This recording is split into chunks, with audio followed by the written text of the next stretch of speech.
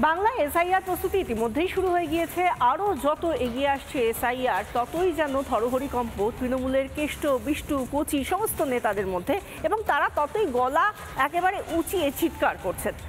একদিকে আমরা জানি যে জাতীয় নির্বাচন কমিশন এই এসআইআর এর ভোটার তালিকা কি হতে চলেছে, কতটা কোথায় কি হবে, সমস্তটা জাতীয় নির্বাচন কমিশন ঠিক করছে, কিন্তু তৃণমূলের সমস্ত রাগ গিয়ে পড়ছে বিজেপির উপর। অর্থাৎ এই সমস্ত কিছু দেখে এটা কি বলা যায় যে ভোট ব্যাংক হারানোর ভয় থরহরিকম্প তৃণমূল? এসআইআর নাম বাদ যাবে কত? মিনিমাম 1 কোটি। ওই যে কি অধিকারী, শুভেন্দু অধিকারী, ওর এত বড় হিম্মত হয় বলে যে পশ্চিম বাংলায় 1 কোটি মানুষের নাম ভোটার তালিকার থেকে বাদ যাবে। কে রে বাপই? নির্বাচন কমিশন কি তোর বাপ? এসআইআর হলেই বাদ পড়বে ভুতুরে ভোটার, সে কথা শুনলেই তেলে বেগুনে জ্বলছে তৃণমূল। এসআইআর নাম বাদ যাবে কত? মিনিমাম 1 কোটি। শুরুতেই 13 লক্ষ আধার কার্ডে ডিএক্টিভেটেড হয়েছে, মৃত, বাদ যাবে। 16 লক্ষ ডবল ট্রিপল এন্ট্রি বাদ যাবে। 29 লাখ দিয়ে তো শুরু হবে নির্বাচন সব কমিশন, সেটাও বিজেপির কথা মতো চলছে। তৃণমূলের ভোটারদের বাদ দেওয়ার চক্রান্ত করছে। না হলে ওই যে কি অধিকারী, শুভেন্দু অধিকারী, ওর এত বড় হিম্মত হয় বলে যে পশ্চিম বাংলায় 1 কোটি মানুষের নাম ভোটার তালিকার থেকে বাদ যাবে। কে রে বাপই? নির্বাচন কমিশন কি তোর বাপ? একা উদয়ন গুহ নন, চোখ রাঙাচ্ছেন তৃণমূলের কুচো কাচারাও। বলছেন কোনো নাম বাদ গেলেই তাণ্ডব হবে।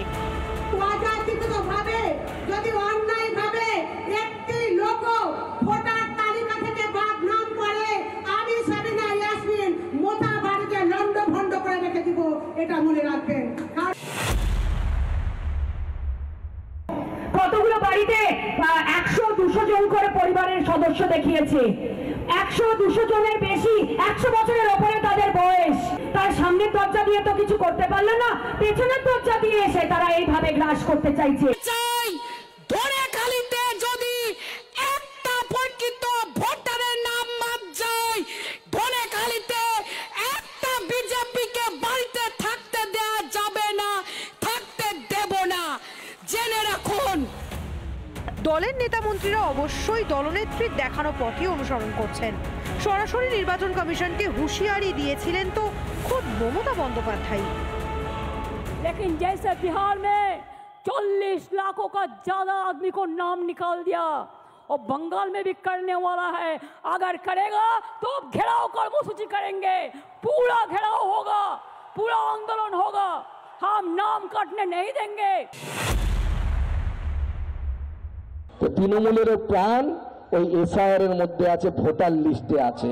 এসআইআর হলে পরে তৃণমূল 2002 সাল আর এখনকার যে লাস্ট ভোটার লিস্ট 24-এর লোকসভা ভোটার লিস্ট 70% এর উপরে মিল নেই। হাইয়েস্ট মিল হচ্ছে 70%।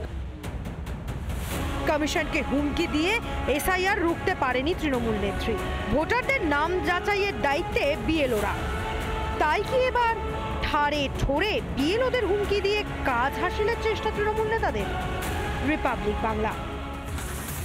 নানা ধরনের কন্টেন্ট দেখার জন্য লাইক করুন, শেয়ার করুন আমাদের ফেসবুক পেজ, সাবস্ক্রাইব করুন আমাদের ইউটিউব চ্যানেল। পাশাপাশি অন্যান্য ব্রেকিং নিউজের জন্য অবশ্যই চোখ রাখুন রিপাবলিক বাংলায়।